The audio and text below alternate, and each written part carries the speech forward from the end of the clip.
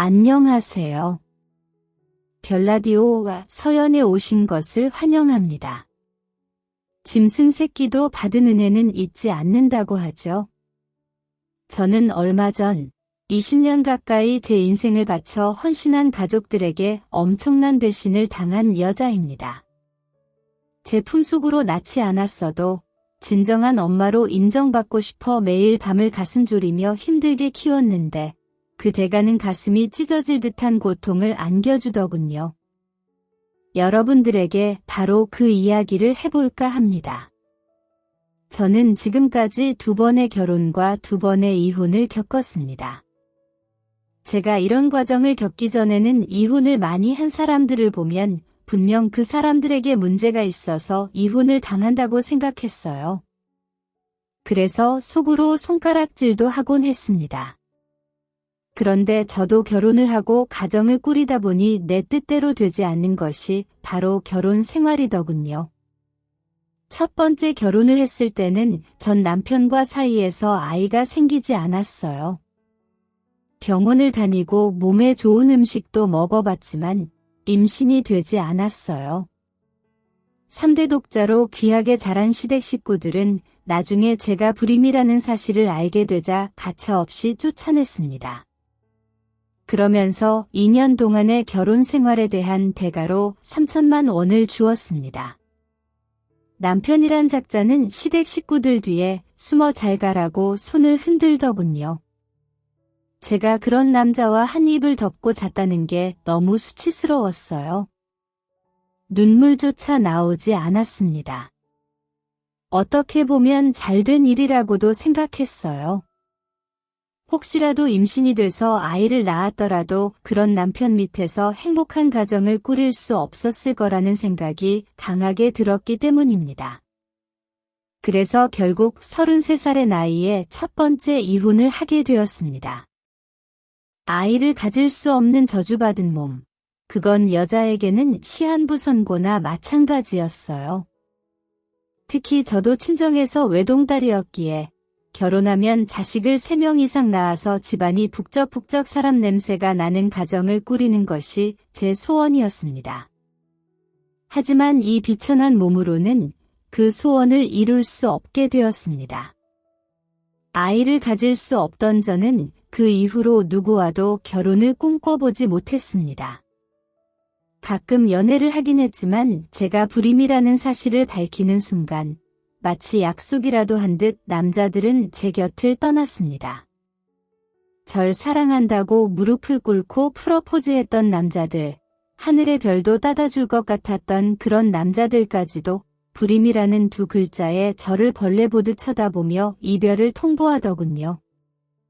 처음에는 자존심도 상하고 많이 울었지만 나중에는 그런 것도 적응이 돼서 눈물조차 나오지 않았습니다. 정말 비참한 현실이었죠. 그러다가 37살이 되었을 때 한 사람을 만나게 되었습니다. 그는 42살로 아들 2을 키우고 있는 이혼남이었습니다. 보통 이혼하면 아이들은 엄마 쪽으로 가기 마련인데 무슨 이유에서인지 이 남자는 2 아이를 직접 키우며 아빠로서의 역할을 충실히 하고 있었습니다. 그를 만나게 된 건 제 직장 동료의 소개를 통해서였어요. 저희 사정을 잘 알고 있던 동료는 비슷한 처지에 있는 우리 2 사람이 만나면 지금보다 행복해질 것 같다면서 한번 만나볼 생각이 있는지 물어보더군요. 며칠을 고민하다가 한번 만나봐도 나쁠 것 같지 않다는 생각에 흔쾌히 수락했습니다. 그리고 친한 직장 동료가 소개해주는 거니 조금 기대를 하기도 했습니다. 그렇게 날짜를 잡아 한 커피숍에서 그를 만나게 되었고 말끔하게 차려입은 그 남자를 처음 대면했습니다. 그는 첫 만남부터 제게 적극적으로 어필하기 시작했습니다. 본인이 왜 이혼했는지, 왜 자식들을 본인이 키우고 있는지, 가족관계와 직장 이야기까지 천천히 알아가도 되는 것들을 마치 외운 듯이 쏟아냈습니다. 나중에 이유를 물어보니 자기의 현재 상황을 솔직하게 말한 다음 그것을 이해해줄 여자를 만나고 싶어서 그랬다고 우스갯소리로 얘기해 주었습니다. 아무튼 그렇게 첫 만남이 끝나고 두 번째, 세 번째 만남을 거듭하면서 그 사람의 진심을 알게 되었고 우리는 만난 지 9개월 만에 부부가 되기로 결정했습니다.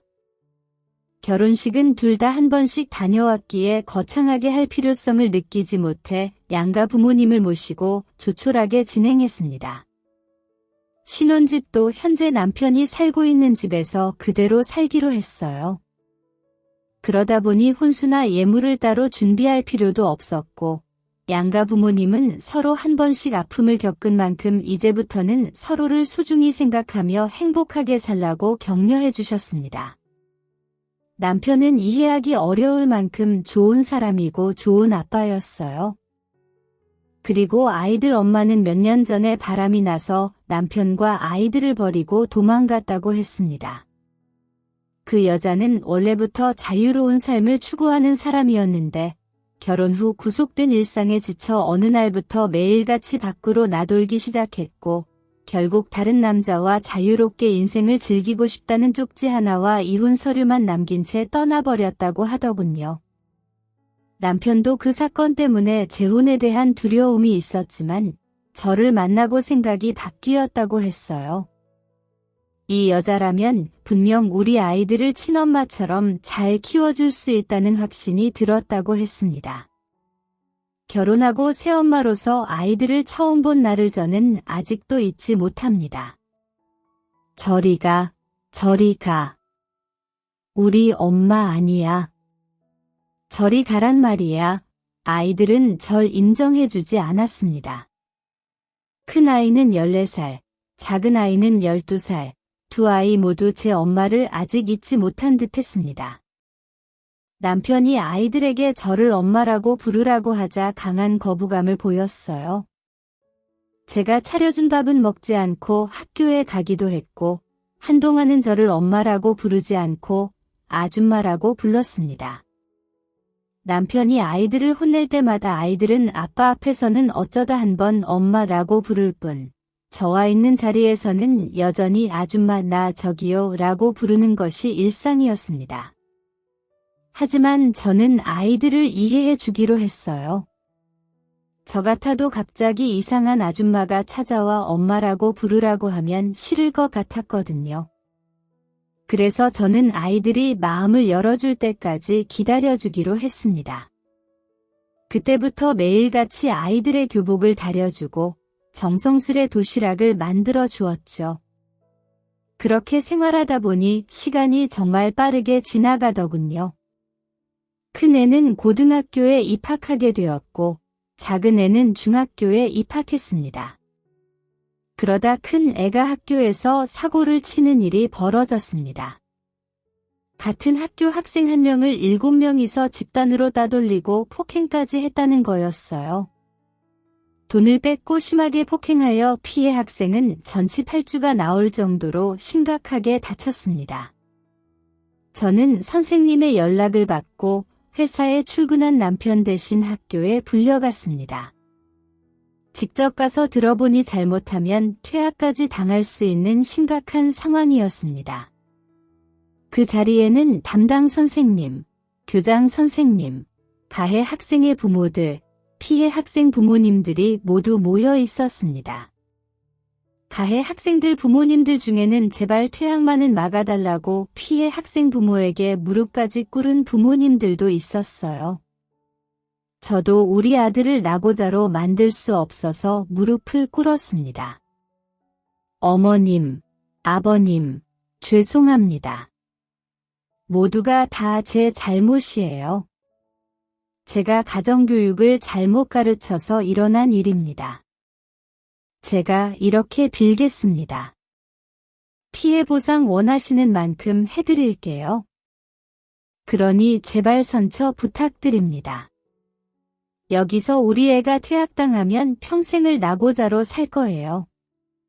사람 한 명 살린다 생각하시고 제발 부탁드립니다.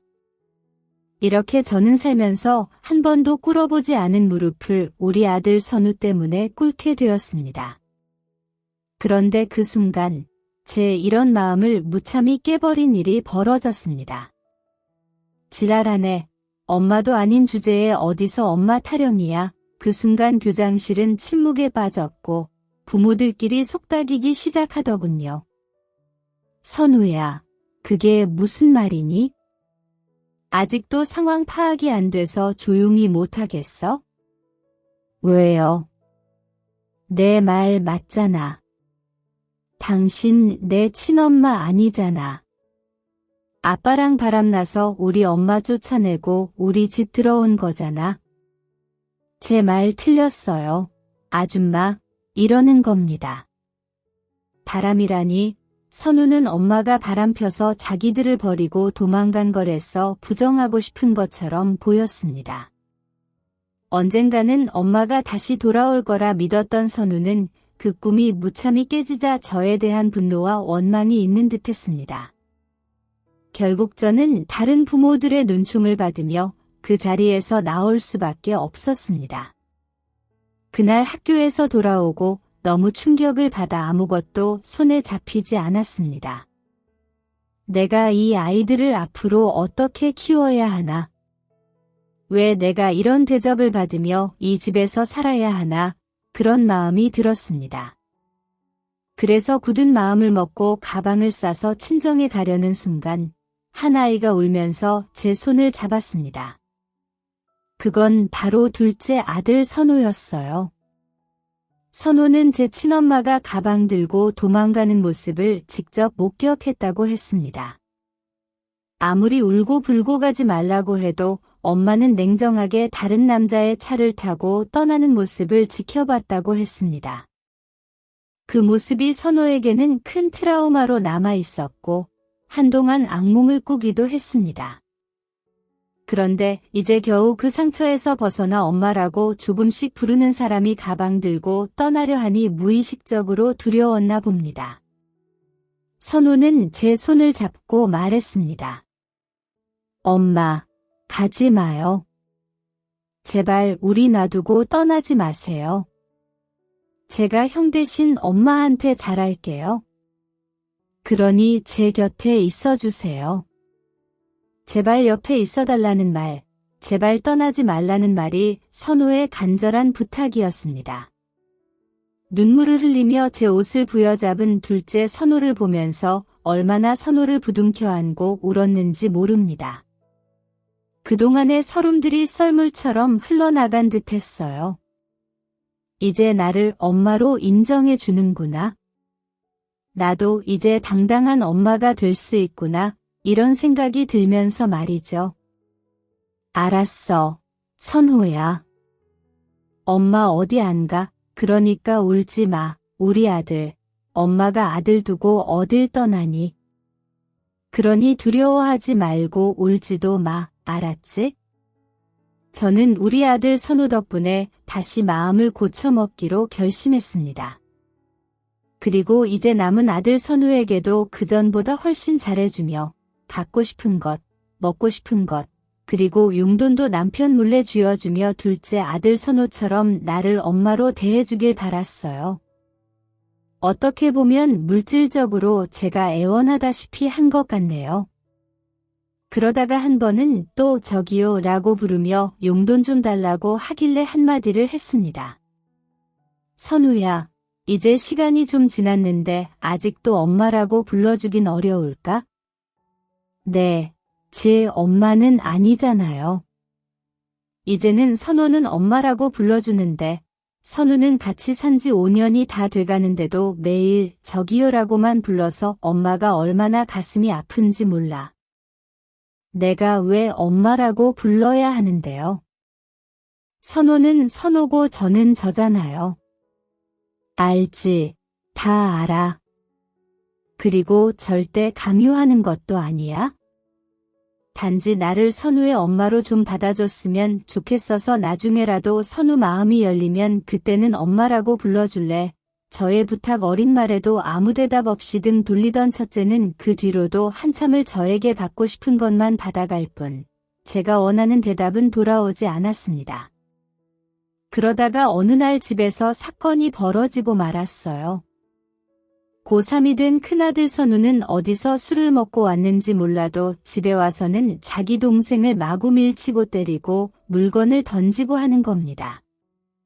지금까지 한 번도 화를 내지 않았던 저는 처음으로 선우에게 화를 내기 시작했어요.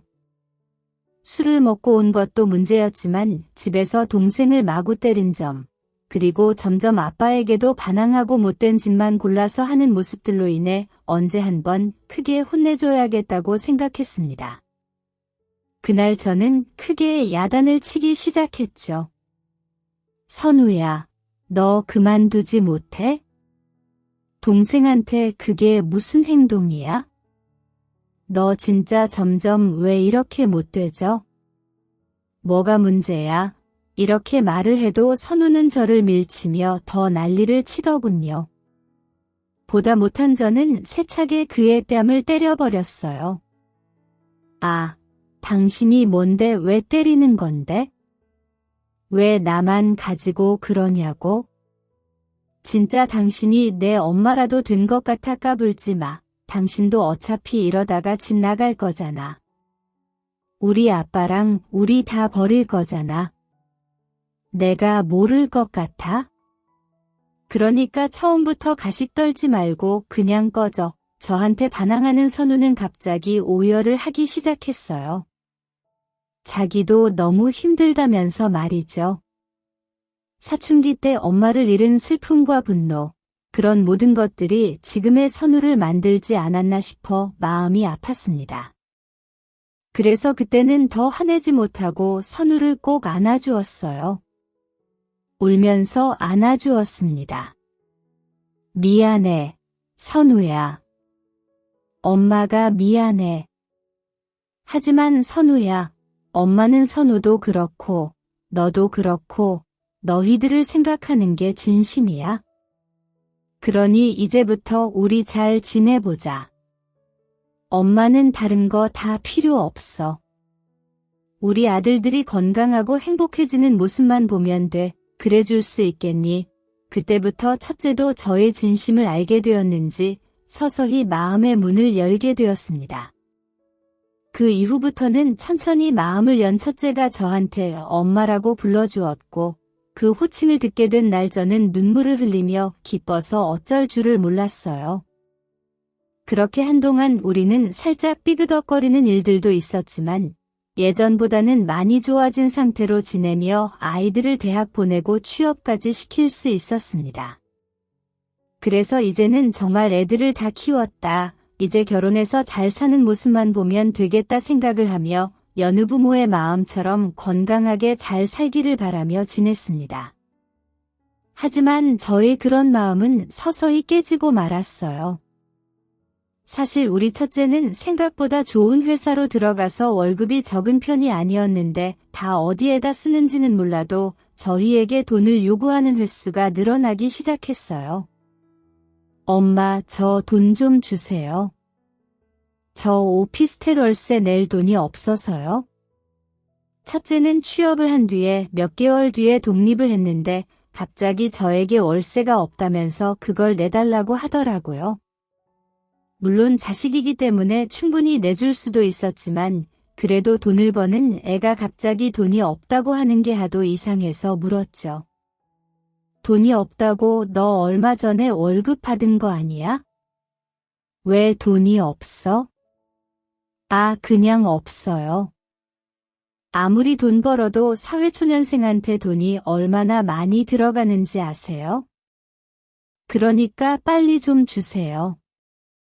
막무가내로 돈이 없다고 그냥 무작정 보내달라고만 하는 아들에게 저는 한 번은 월세를 내줄 수도 있다고 생각을 해서 보내주었습니다. 근데 이게 여기에서 그치지 않고 거기에서 더 하더라고요. 엄마 카드값 200만 원 내주세요.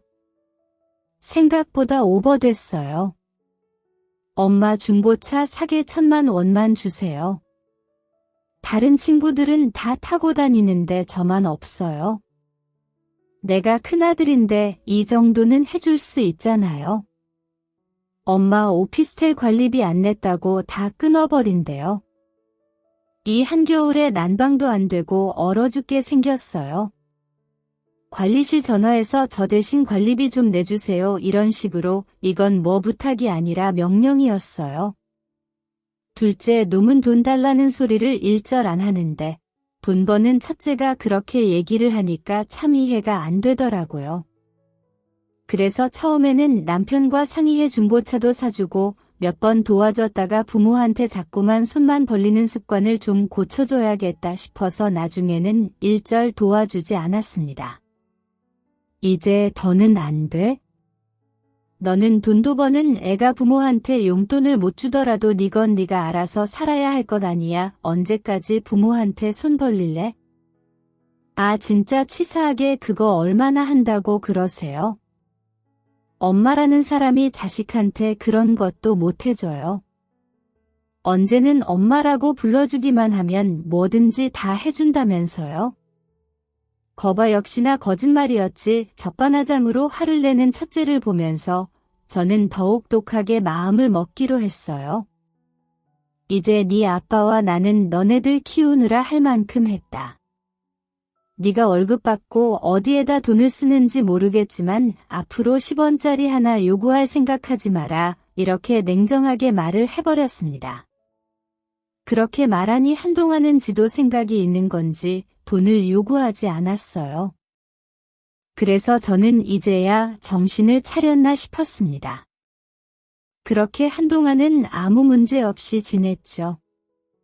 그러다가 선우가 결혼한다는 소식을 전하면서부터 큰 문제가 생기기 시작했습니다. 남편은 어느 날 선우한테 연락이 왔다면서 결혼할 여자가 있다고 말을 했다는 거예요. 그래서 전 그 소식을 듣고 너무 기뻤습니다. 아들이 결혼을 한다는데 기쁘지 않을 엄마가 어디 있겠어요? 그런데 몇 달이 지나도 집에 한 번도 그 결혼한다는 아가씨를 데리고 오지 않는 겁니다. 그래서 남편에게 물어보게 되었죠. 여보 선우는 결혼할래? 안 데리고 온대? 왜 이렇게 소식이 없어? 아, 뭐 나중에 소개시켜준다고 하더라고. 알아서 하겠지 뭐. 남편은 선우가 알아서 하게 냅두라는 말만 하고는 별다른 이야기를 하지 않기에 저도 그냥 기다리기로 했어요. 그러다가 제게 불행이 찾아오게 되었습니다. 친정아빠가 투병 생활을 하다가 결국 돌아가시게 된 거였어요. 저와 남편과 둘째는 장례식장에 머무르며 가시는 날까지 배웅을 해드렸습니다. 얼마나 가슴이 아팠는지 몰라요. 하나밖에 없는 딸을 끔찍이 사랑해 주셨던 아빠, 이제 아빠는 하늘나라로 멀리 떠나가 버리신 거였죠. 하지만 이런 아픔들을 가슴에 담고 있을 때 우리 첫째 놈은 첫날만 와서 잠깐 얼굴을 비추고는 바쁘다는 핑계로 장례식장을 곧장 나가버리더군요. 달이 날 때나 또 잠깐 와서 얼굴만 비추고 갈 뿐이었죠. 점점 첫째에게 서운해지는 감정이 커지던 때 첫째는 제 감정은 안중에도 없이 점점 더 이기적으로 변해만 갔습니다. 장례식장에는 바람같이 왔다. 바람같이 사라졌던 첫째 놈은 친손자도 아닌 자기를 끔찍하게 예뻐해 주셨던 외할아버지의 죽음이 아무렇지도 않은지 아직까지 슬픈 여운이 남겨져 있는 저에게 와서 자기 결혼 얘기를 꺼내더군요. 엄마 외할아버지 돌아가시고 나서 혹시 뭐 재산 같은 거 남은 거 없어요? 뭐 그건 왜 저 결혼하고 싶은 여자 생겼다고 했잖아요. 그 집이 좀 잘 살아요. 근데 우리 아빠는 겨우 일반 회사 마냥 가장이나 하면서 돈 버는데 한참 꿀리는 우리 집안을 받아주겠어요. 그러니까 신혼집으로 들어갈 아파트라도 좋은 걸로 해야 할 것 아니에요? 제 엄마의 감정은 거들떠도 안 보고 그저 자신의 이익만 챙기는 첫째가 괘씸했습니다.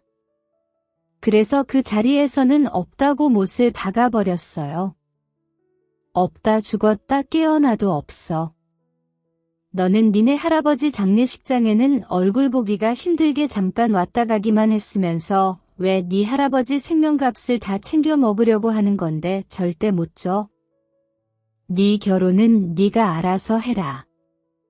저는 이기적인 첫째, 놈이 미운 나머지 그 돈을 못 주겠다고 했습니다. 그러고 나니까 아주 눈이 단단히 돌아서는 이렇게 말하는 거 있죠. 그래 어디 두고 봐. 역시 당신은 처음부터 마음에 안 들었어.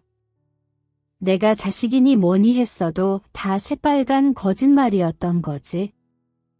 이제야 우리한테 돈 쓰기 싫으니까 본색 드러내는 거 진짜 무섭다. 역겨워 아들은 생각지도 못한 독설을 퍼부으며 제가 저를 20년 가까이 키운 엄마라는 걸 까먹은 듯 짐승보다 못한 행동들을 하기 시작하더군요. 그리고 그 뒤로는 정말 더 막장으로 치닫는 행동을 아무렇지도 않게 해왔습니다. 첫째는 그날로부터 하루가 멀다 하고 집으로 찾아왔어요. 그리고 집에 와서 하는 행동은 온갖 난동을 부리며 온 집을 다 헤집는 겁니다. 온 집안을 헤집은 이유는 다름 아닌 제가 물려받은 재산이 담긴 통장을 찾기 위함이었죠. 어딨어? 어딨냐고 어디다가 꽁꽁 감춰둔 거야? 당장 돈 들어있는 통장 가지고 와 내놓으란 말이야? 얘가 정말 왜 이래? 너 미쳤어? 그걸 내가 왜 찾아? 이 무서운 꽃뱀 같은 게 당신 우리 아빠 왜 꼬셨어? 20년 동안 우리 속이면서 우리 아빠 재산 다 가지고 가려고 그런 거 아니야? 당장 내 결혼 자금 내놔. 어디다 숨겨놓고 안 내놓는 건데 벌써 어디다가 빼돌린 거 아니야? 한선우 너 정말 왜 이래? 그 집이 뭐라고 이렇게까지 하냐고 첫째는 막무가내로 재산이 든 통장을 가지고 오라며 깽판을 쳐댔어요. 하지만 끝내는 찾지 못하고 제 풀에 지쳐서는 이렇게 말합니다.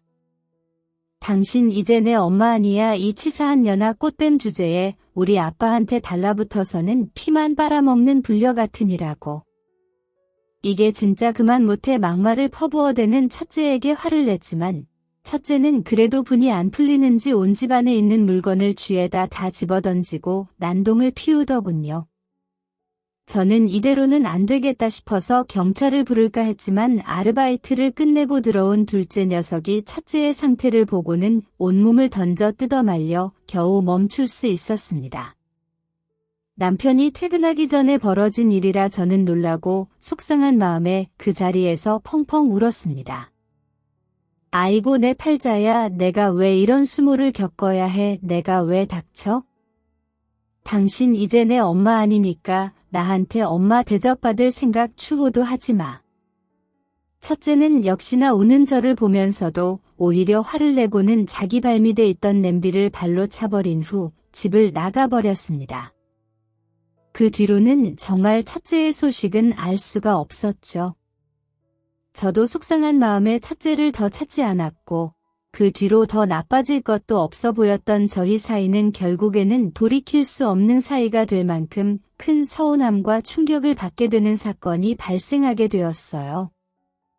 장례식이 끝나고 얼마 뒤에 친정에서의 정리가 끝나고 난 뒤 헛헛한 마음으로 지내고 있는데 아침부터 형하고 약속이 있다며 나간 둘째에게서 전화가 왔습니다. 그리고 전 그 전화를 받고 충격을 받고 말았어요. 충격적이게도 둘째도 모르고 나간 그 자리는 첫째의 상견례 자리였고 그 자리에는 둘째가 아주 희미하게 기억하고 있는 친엄마가 저 대신 자리를 하고 있다는 소식을 전화를 통해서 알려주더군요. 얼른 와보라며 장소를 찍어 보내준 걸 보고는 냅다 택시를 타고는 달려갔습니다. 심장이 떨려오고 식은땀이 줄줄 흐르고 택시를 타고 가는 동안의 1분이 1시간처럼 느껴지며 발만 동동 구르며 제가 생각하는 그런 일들이 벌어지지 않기만을 간절히 기도하며 그곳으로 향했습니다. 하지만 상견례 자리에 들어선 순간 제 바람은 무참히 깨지고 말았어요. 그 자리에는 내 남편과 첫째 놈, 그리고 저를 반겨준 둘째와 사돈될 사람들이 마주보고 앉아 즐거운 분위기가 연출되는 상황이었어요. 저는 그 모습을 보고 분노에 찬 목소리로 소리를 질렀습니다. 너네 지금 뭐 하고 있는 거야?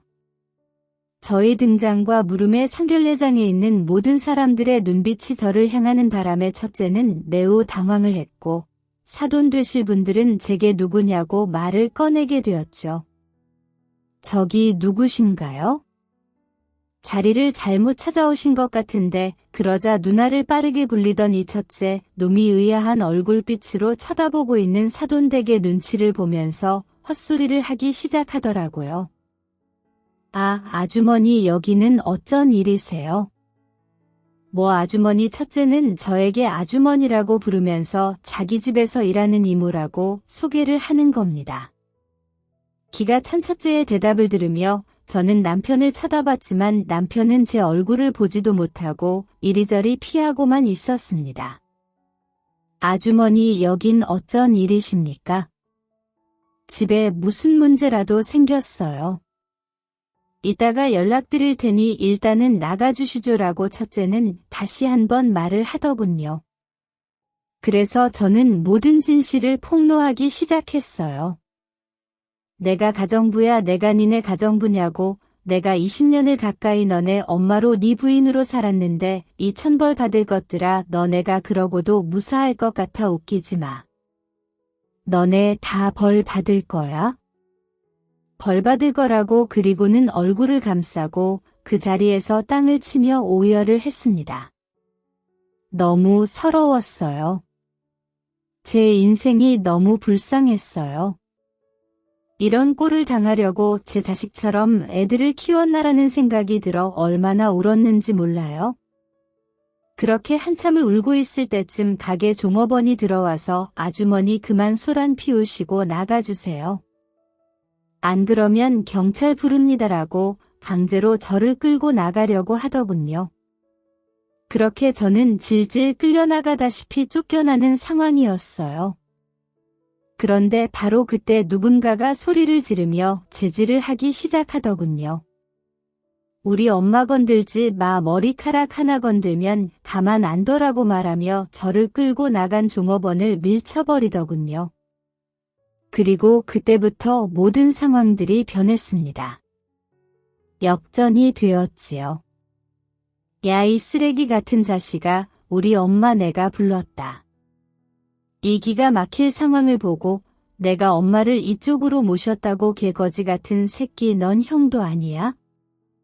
그동안 엄마가 우리를 위해 얼마나 헌신해줬는데 이 자리에 우리 버리고 도망간 딴 여자를 앉혀 네가 사람이야 이렇게 말하고는 형을 주먹으로 세차게 때려버리더군요. 나 어릴 적 너한테 두들겨 맞던 네 동생 아니야 가짜는 새끼가 뒤지려고 그리고 제가 정확히 사돈 되실 분들한테 말씀드리겠습니다. 아니 오늘부터 이 새끼 동생 안 할 거니까 사돈도 아니겠네요. 지금 저기 문 앞에 계신 분이 저희를 키워주시고 가슴으로 안아주신 진짜 엄마입니다. 저기 앉아있는 분은 가짜 엄마라고요. 우리를 낳아주고 제가 12살 때 바람나서 도망가버린 더러운 여자라고요. 저도 저 여자가 왜 이 자리에 앉아있는지 모르겠는데 당신들 이 새끼한테 속은 겁니다. 그러자 상결례가 발칵 뒤집혀지고 말았습니다. 자네 말해보게 저 말이 사실인가? 저분이 20년 동안 키워주신 분이 맞으셔 첫째, 놈은 아무 말도 하지 못했습니다. 그러자 둘째가 네 맞습니다. 못 믿으시겠으면 이걸 보십시오. 그렇게 말하고는 핸드폰을 꺼내더니 주민등록등본을 보여주는 겁니다. 요즘 공인인증서만 있으면 등본이나 초본 같은 걸 인터넷에서 볼 수 있나 보더라고요. 그 등본을 본 사돈네는 큰 충격을 받은 듯 했어요. 거기 두 번째 칸에는 제 이름이 명확히 찍혀 있었거든요. 그리고는 이 결혼 없던 걸로 하세? 이렇게 제 부모도 몰라보고 막무가내로 사는 인간한테는 우리 딸 묻죠 다시는 연락하지 말게 이렇게 말하고는 딸을 데리고 나가버리셨습니다.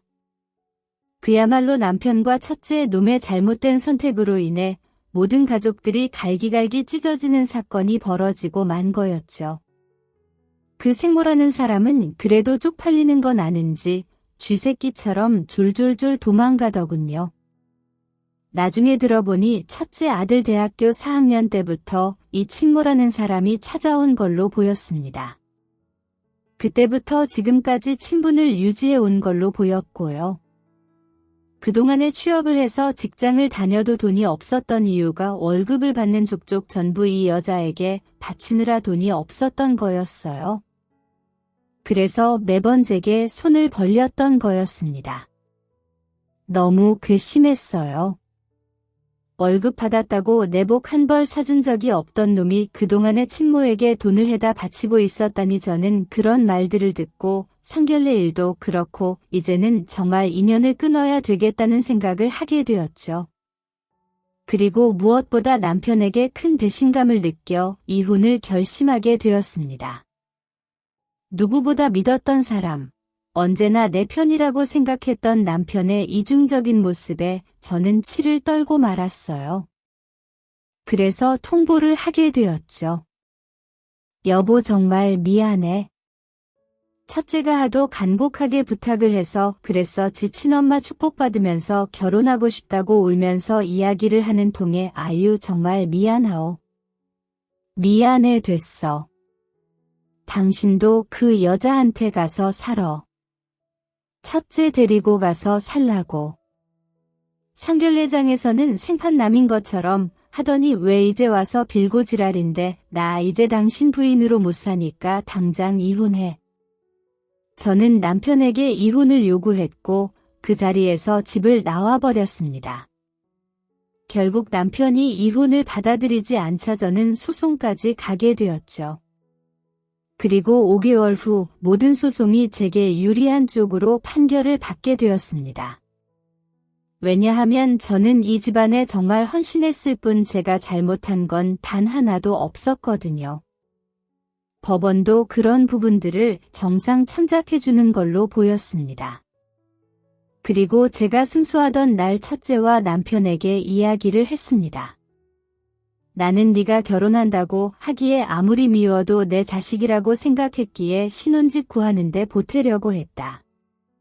근데 네가 나를 엄마 취급도 안 하고 먼저 내쳐준 덕분에 돈 아꼈어. 너무나 고맙구나. 너무 고마워서 춤이라도 추고 싶은 심정이야. 그리고 다시는 보지 말자. 그러자 첫째는 갑자기 제게 무릎을 꿇기 시작하더군요. 엄마 미안해요. 내가 죄송해요.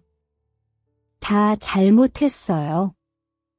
그러니까 저 좀 다시 자식으로 받아주세요. 그리고 한 번만 도와주세요. 내 친엄마라는 사람 믿는 게 아니었어요.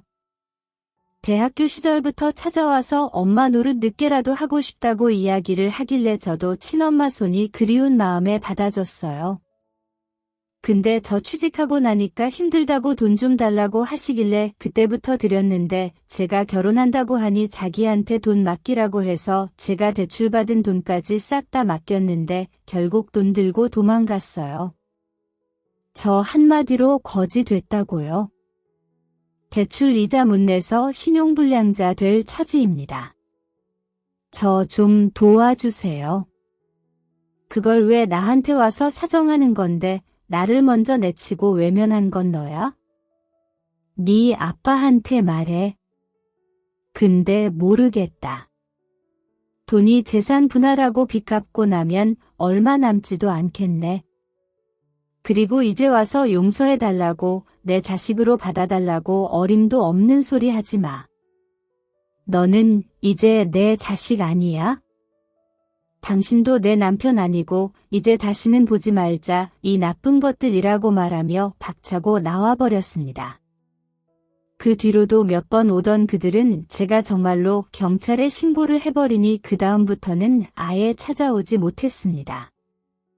참 저의 모든 모성애와 사랑을 가슴으로 낳은 아이들에게 쏟아부으며 키운 결과가 이렇게 나오니 정말 씁쓸하더군요. 근데 오히려 다시 생각해보면 내 인생을 다시 되찾을 수 있는 계기가 된 것 같기도 해서 지금이라도 그 둘에게 벗어난 것을 다행이라고 여기며 지내고 있습니다. 여러분, 나만이 내 인생을 바꿀 수 있고 아무도 날 대신해 줄 수 없다는 말 들어보셨나요? 저는 지금 생각해보면 결혼을 통해서 제 인생을 바꿔보려고 했던 것 같습니다. 하지만 제가 아닌 이상 누구도 나의 인생의 행복을 보장해주지 않더라고요.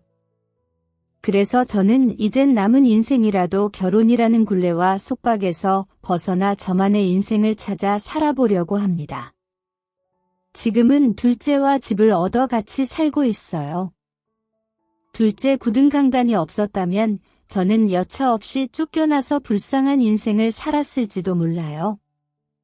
둘째도 그 일이 있은 후 혹시라도 안 좋은 일이라도 당할까봐 얼마나 저를 끔찍이 챙기는지 모릅니다. 어디 외출이라도 하면 불안하다며 얼마나 연락을 해오는지 몰라요. 이렇게 뒤돌아보니 정말 자식들도 누가 제 사람인지 구별이 되더군요. 많은 아픔과 상처를 받았지만 이제는 우리 둘째와 함께 남은 인생 행복하게 살아가려고 노력하고 있습니다. 앞으로는 둘째가 잘 되는 것도 보고 저도 저만의 편한 인생을 살면서 웃으며 지내고 싶네요. 그리고 그렇게 살기 위해 노력할 거고요. 그러니 여러분도 우리 둘이 같이 살 앞날을 응원해 주세요. 그리고 부디 행복해지길 바라는 저의 바람이 이루어질 것도 같이 응원해 주시고요. 저도 여러분의 인생을 응원하겠습니다. 긴 사연 들어주셔서 감사합니다.